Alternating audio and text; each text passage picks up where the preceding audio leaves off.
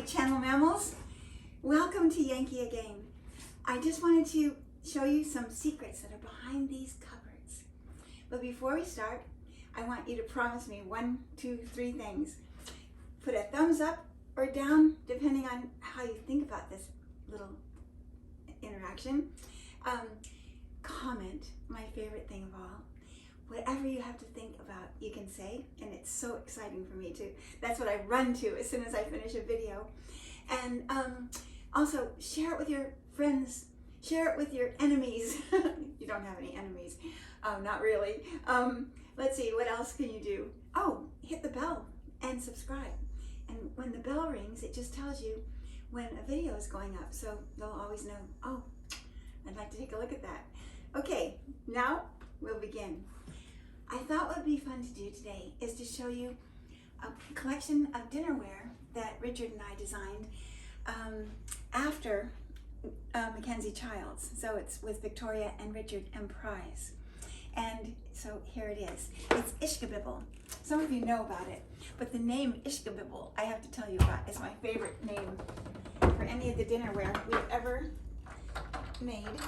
I'm just gonna hold this door open here. Whoops. I thought. There. Now you can see it, right? Ta-da! Here it is. Ishkabibble. And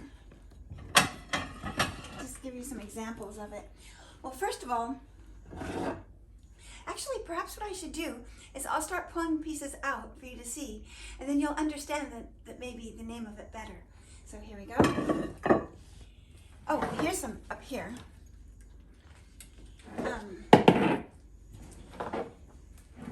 This is part of the Ishkabibble collection. And I'll just put this on here so it's not so noisy on the ground here. And let's see, what else do we have? Oh, here's a luncheon plate. And a dinner, this is a dinner plate. And what else do we have? Oh, we have soup plates. I love looking through them, finding my favorite. It's so hard to decide. I love them all. That's a sweet little one. And any of these. Oh, these are, aren't they? Okay, and then let's see what else. Oh, here's another little piece. Okay, now I don't have a complete collection because we stopped this work. Here, isn't that cute with a little pewter top on it? It wasn't meant to. It has its own top, but this one doesn't, and it has some seeds in it. But this just shows you another coloration of the stripes. And these stripes, aren't they fun? I love all of it. Anyway, here, I can go there. Now, the story of the way it got the name Ishkabibble is that, well, I was thinking about this and it just reminded me of, you know, when you'd go to the carnivals or the side streets of the side shows at the circus, when there would be a plate on a turntable, and you could spin it, and you could use a little brush or a spray, and it would you put a dab of paint in the middle and turn the turntable, and it would spray out all the colors everywhere, and you would wear an apron when you did it. And I just thought, this reminds me so much of just this feeling of just colors spilling all over the place. And so I don't know why I thought of it, but it just reminded me of the sideshow at a circus.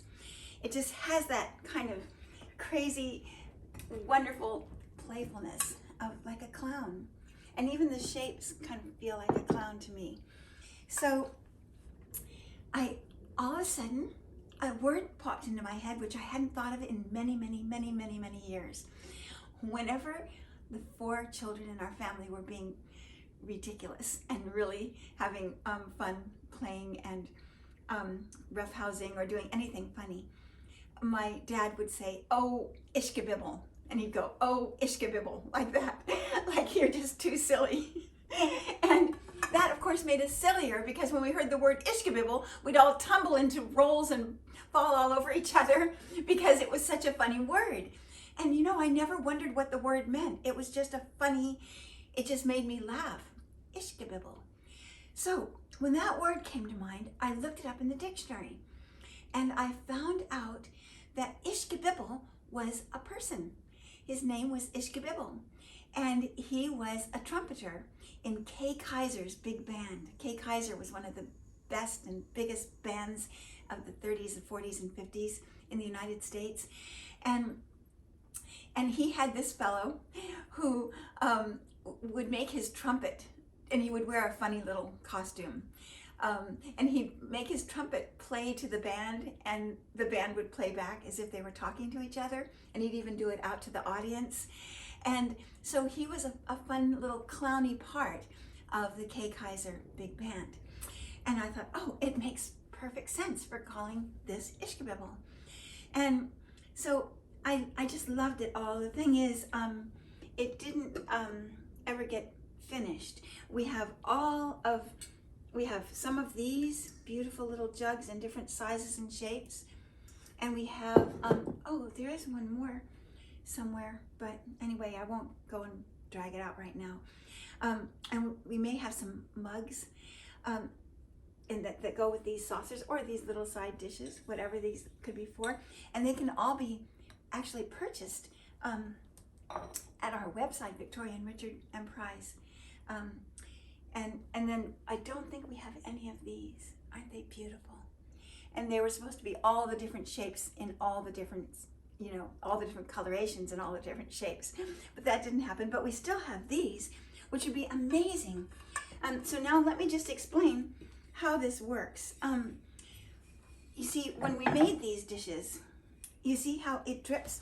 We taught the people in Italy how to make these. We first made the shapes, and then we taught them how to do with jugs of color, and we would show them how to work very fast. And I was down with them, and then all the drips would come on the back, which they wanted to wipe off. But I said, no, they have to stay there because that just shows the action. It shows that it's alive. And I love turning the plates over because every single one has a different movement on the back. Every single one. Something different happening on the back. Isn't that great? I just love it. We only had to be sure. I think this part might have been, no, it wasn't even waxed, I don't think. We just wiped it off if it got near the foot so it didn't get fired on. So anyway, this is the story of Ishkabibble. This is terracotta. It can go in the dishwasher, all of that. This isn't really an advertisement for it. I just wanted to tell you the story. It just reminds me of all the kind of, I don't know, just all the life and attitude of the circus. It has that feeling for me, and I think you would just love to hear the story, even if it doesn't have to be something that you purchase, just something that you enjoy. Look at, the only reason we have this picture is it says especially for Kay, and it was for somebody named Catherine, but I spelled it with a K, and I had to stop engraving it, and so I couldn't give this piece to the woman who purchased it. I had to give her another one. Isn't that funny? So now we have, especially for Kay, whoever that is, and then, oh, this is important. See how the inside of these, they have any insides. They have this kind of a golden color in them. Well, what this is, it's the color that happens when all of these colors go together. Sometimes it comes out of a kind of a grayish color, and sometimes a yellowy color like this. And then that's what we use to glaze the insides of hollowware so that no glaze is wasted. And that's really important to us. We don't like to waste anything. And actually, by having that attitude, it makes everything more interesting and more exciting. Plus, it's taking care of all the beautiful materials of nature. All these materials are made out of the rocks and the colors of nature. Anyway, so instead of them just going into a hole somewhere, they finish the glaze and finish the use of them. And so, anyway, I'm going to take a bow. That's the way we do it in our circus. Oh no. I can't believe I did that. Okay, ladies and gentlemen, the sideshow is over. None of the clowns were hurt in the act. I hope you'll come back and watch the second part of the 3-ring circus. Ahoy.